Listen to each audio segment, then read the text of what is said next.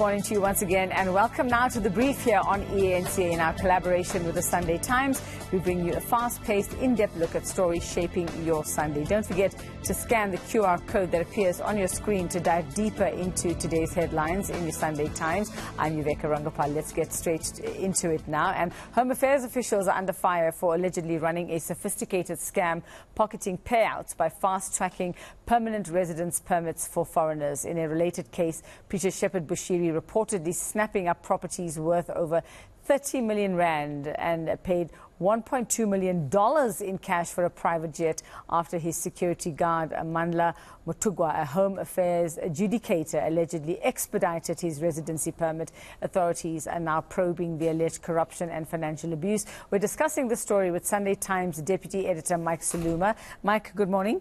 And thanks for your time. Before we get to that one, you've managed remarkably to include the biggest international story on your front page. Just tell us very quickly.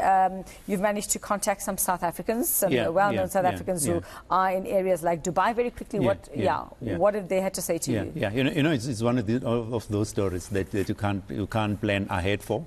Especially in newspaper, because we knew all along, for the last couple of weeks that Donald Trump was wanting to do something in Iran. Nobody quite knew, and then the 1 minute they were talking, negotiating, and then the next they were not quite, kind of thing. And then as you're thinking, your diary is all complete, you've got all your plans set, you can go to print. Your ducks in a row, and then, as they say, boom, the thing happens, he decides to attack. What that does do, as a newsroom, is that you then have to think on your feet, because it's something that you haven't had a chance to plan for. The good thing is that we often make the joke that anywhere in the world, if there is a disaster or something happening, there will be a South African or two. Of course, we're everywhere. Scattered all over the world. So in a situation like that, you reach for your address book, little black book, and then we knew that Nikki van der Walt and Leon Liebenberg were in Dubai. So we then reached out to them, and they gave us their own personal experience of what it was like, of what it is like. And just to say, they've described explosions in Dubai yesterday in those retaliatory attacks from Iran against attacks by the US and Israel. They said it was surreal and completely crazy. Now her husband Nikki lives in Dubai with Leanne and their 3 children, and they said that this came as the biggest shock, or the biggest shock came when an explosion went off as he was speaking to his father on the phone. I mean, can you imagine? And that's just one story, and that will be the situation many South Africans find themselves in this morning, trying to reach family in that part of the world. When you're in Dubai, I mean, people don't normally go to Dubai to watch the war, No. They go to Dubai to relax, for the bling. For the bling, to shop, to all right, live the high life. And speaking of bling, let's go to your main story now, and let's talk about that. And it is reverence of bling is what you've got here, and that is the big story about how pastors captured Home Affairs to help them amass fabulous fortunes in South Africa. And Shepherd Bushiri, of course, is the name that pops up first when you think of that. Tell us what your story focused on, because we did speak to his lawyer on Thursday night. I wasn't very convinced about what I heard from him. But what was your take on this? What did you manage to find out? No, our story comes out of an SIU Special Investigations Unit report that has been following, the goings on at Home Affairs, over, which, there was a lot of wrongdoing, happening. With some of it going back to 2023, and the other side, Essentially what it is you have people from outside. A lot of them are pastors. Some of them I've never seen their certificates of pastorhood, but they come to South Africa. People from all kinds of from different countries on the continent. They become pastors in South Africa. But how they come in is that they come in on holiday visas. And then once they are in the country, they try to extend. They try to get permanent residency. They marry South African women in order to be able to get, and then after that they divorce them. But in this case, the pastors, their modus operandi was to capture, people in Home Affairs, so that those people would then generate residence permits, permanent residence, visas, all kinds of things. And a clear conflict of interest there, yeah? A clear conflict. I mean, Mike, what we heard was, I mean, you've established that this was his personal security guard, and that was Mandla Mutuga. People were saying it was a member of the congregation. We weren't sure exactly who this person was. But apparently, is he the person who has passed away? Apparently, according to Shepherd Bushiri and his lawyer. I don't know if the person has passed away. Yes, apparently, according to them, this person has passed away. I don't know if that's true. Now that we have a name, but the whole thing, to establish that. It's a whole network. It's not one person who does this. For example, the other story that we'll be talking about, the other story that we've got is about this official in Home Affairs who made a lot of money, who made millions, issuing these fraudulent documents, the visas, the permanent residence, etc.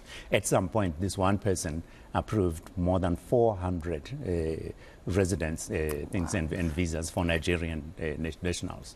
And then she went on, his work cut out and then she went on to build a palatial mansion in rural Limpopo. I saw that on your other page. Even put in a road that leads to her house, in the midst of all the poverty in the province. All roads lead to corruption, don't they? In this case. So it was really a network of people servicing these pastors, who come into South Africa, scamming people. But also there's a lot of the SIU seems to think that there's also a case of money laundering to be answered, because all the transactions, whether someone is buying a private jet, or whether they're buying a high-end mansion in Cape Town or wherever, all the transactions were carried out in cash, even if it's I heard there was some e-walleting going on as well at some point. E-walleting and all of that. I was being a bit naughty there when I was talking about the bodyguard having passed away, because we were trying to figure out and saying, well, the conspiracy theories are out, and my mind goes to that something could have happened. Was that accidental? Was it very Yeah. convenient now that this person has, passed on and we cannot get answers from him? And how did he pass? That would be the question, because I wouldn't put anything past the guys involved in this. Yeah, but there are enough people still alive who can give answers to the Home Affairs officials, for example. They've been dismissed, but they are in South Africa. They are alive. We spoke to one of them, the one, who was processing, who was working very hard, burning the midnight, oil, issuing visas to Nigerians.